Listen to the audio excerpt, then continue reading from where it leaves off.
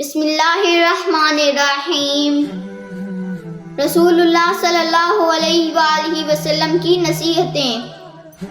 हज़रत अबू हुरैरा रज़ियल्लाहु ताला अन्हु फरमाते हैं कि रसूल खुदा सल्लल्लाहु अलैहि वसल्लम ने फरमाया, जब मक्खी तुम्हारे खाने में गिर जाए तो उसको उसमें पूरी तरह डबो दिया करो, क्योंकि उसके एक बाजू में जहर है, दूसरे में शिफा है, और हकीकत है कि वो जहर वाले बाजू को हमेशा पहले डालती है और शिफा वाले बाजू को रोक लेती है। लिहाजा जब बर्तन में जहर दाखिल कर दिया तो अब शिफा भी दाखिल कर लो, क्योंकि शिफा वाले बाजू का असर जहर पर गालिब आ जाता है और उससे जहर का असर जाता रहता है।